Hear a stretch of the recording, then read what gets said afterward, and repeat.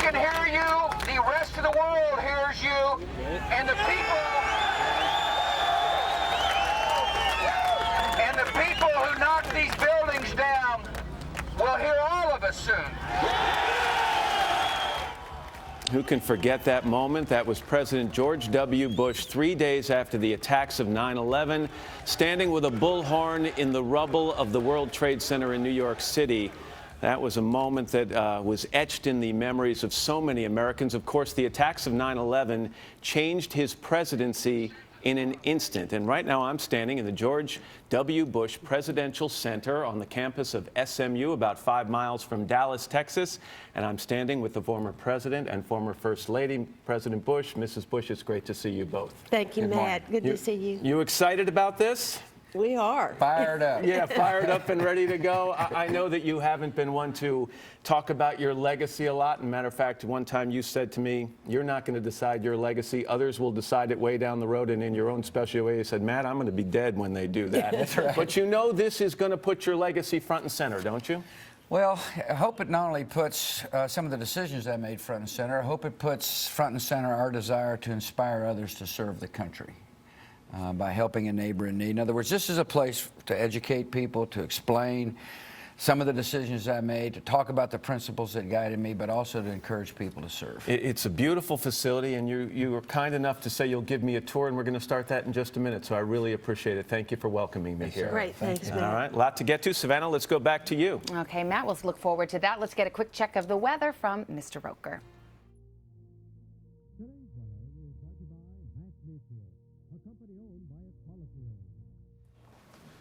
It's a little chilly as you start your day down in Dallas with temperatures in the upper 30s, low 40s. Let's show you what else is going on around the country. We've got beautiful weather in the Pacific Northwest. Seattle, 71. Medford, Oregon, 82 degrees and sunshine. Few clouds in San Francisco and 60 degrees, mid-80s in Central California. As you head down to San Diego, some morning fog and a temperature of 62 degrees. Rest of the country, we do have some showers around the Great Lakes. Look for some hit-or-miss showers and thunderstorms northern Florida into the southeastern Atlantic coast, and some showers down in southern Texas. That's what's going on around the country. Here's what's happening in your neck of the woods.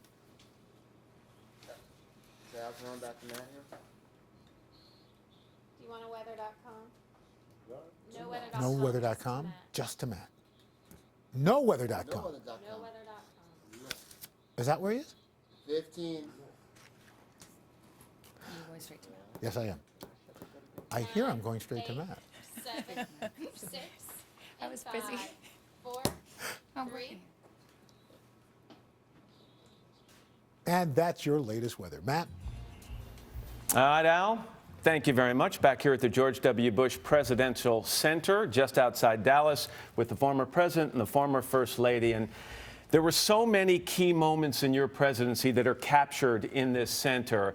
So many difficult moments, so many controversial decisions you made. Some of them cost you dearly in terms of popularity. Is one of the ideas here, President Bush, to force your critics to take a second look?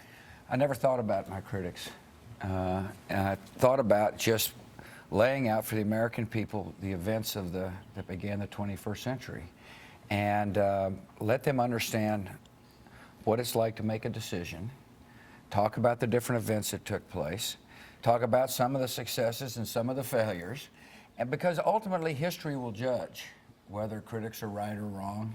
And but this is a place to educate people. We're going to leave this area here where there are some hanging chads over there. We all remember that. We remember talking about the Supreme Court decision that resulted in your moving into the White House. And even though the country was divided and there was so much controversy, when you came to office, you had great plans in terms of a domestic agenda. And this section of your museum and library is dedicated to that. That's right. Tax relief, education reform, faith-based initiative. T-ball in the White House the first summer, So 2001. You were expecting to really be able to sink your teeth into the things that you thought were important. Social Security, you mentioned taxes. The economy, you wanted to right the economy. And then because there is so much that is unpredictable with the president, it all got thrown out to the window because of this on September 11th. These are some of the twisted beams from the World Trade Center. And when this happened, President Bush, did you know instantly, and Mrs. Bush, that not only would the world never be the same, but your presidency wouldn't be the same? Well, Andy Card whispered in my ear in a classroom in Florida, second plane is at the second tower, America's under attack. And I became a wartime president, something I didn't want to be. How did he change on that day? His demeanor, his outlook? Well, I think both of us, were just stunned, really, by the terrorist attack. But also, we knew immediately that everything had changed for us. And I would just say, just became more serious. He was already very serious, obviously, about his job. You felt the weight come onto his shoulders, even more so than taking on the presidency? I did. I mean, I think we really felt the duty of being president. There's some names. George and I both did. I'm sorry, the names of all the people who lost their lives on that day are etched on the walls behind us. If we walk over here, that famous scene we saw a couple of minutes ago, the bullhorn that you held at the rubble of the World Trade Center, saying that soon the people who knock these buildings down will hear all of us. Yeah. You know what, you asked Laura about how I felt. Here's how I felt. I felt determined to do my job. In other words, my job became clarified that minute in the classroom, and that is to protect the homeland. You said in an interview recently that America is safer after 9/11, and yet we all watched what happened in Boston last week. Are we safer in terms of the large-scale attacks on our security, but are we as vulnerable as ever to the smaller scale? Are we as vulnerable to the kind of enemy we saw in Boston? We're safer because people after 9/11 are aware that the homeland is not completely secure. In other words, conditions overseas matters to our national security. It is very hard to secure the homeland. Until hopelessness is marginalized, we'll still be vulnerable. And that's one reason why I'm such an advocate for pushing free societies. Over here, if we walk further, now we get into we've had 9/11, and now we get into a wall here that says fighting the global war on terror. This, of course, includes the war in Afghanistan, and it includes what was perhaps the most controversial decision of your presidency, invading Iraq, and it became even more controversial after no stockpiles of weapons of mass destruction were found. Yeah.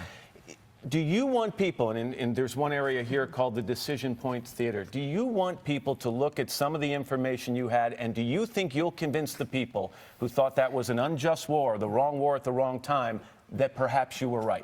Look, the whole purpose is to lay out the facts as I saw them at the time. And people will make their own judgment. Some will agree, some will disagree. I will give you my judgment. Removing Saddam Hussein was the right decision, and the world is better off without him in power. In that theater, Mrs. Bush, visitors get to listen to advisors, and they get to see breaking news. Is it a fair analysis? In other words, is it weighted in the direction of your president and what your husband and what he eventually chose to do? Or is it right down the middle? I think it's right down the middle. It's to really give people the chance to see what it's like, to hear from a lot of different advisors, to be prodded by the press. What are you going to do? What's your decision? How are you going to make it? Prodded is a polite word. You looked at me when he says that. Well, but really, to have some idea of what it's like, especially monumental decisions, like the war on terror was. That's a very, very big decision, and every president hopes they won't have to. But make the that lessons kind of here is every decision. president is going to be confronted with decisions that they didn't expect to make. Right. And so the purpose here is not to defend or to argue or to So you're not being defensive here? No, not at all. What we're being is factual. And, somebody said to me, well, you're never going to disclose, of course, that weapons of mass destruction weren't found. All right, I said, heck yeah. I mean, that's a fact. And we also disclosed the fact that Saddam Hussein had the capacity to make weapons. The Dofar report reported that, he's wanted to make weapons when the world looked away. In other words, we just lay out the facts, and I think encouraging debate is important to understand history. We're just steps away from an incredible replica of the Oval Office. We're going to take a commercial break, and then we'll step in there and talk about your reflections of your days Thank you. in the other Oval Office as we continue from the George W. Bush Presidential Center here in Dallas, Texas, right after this.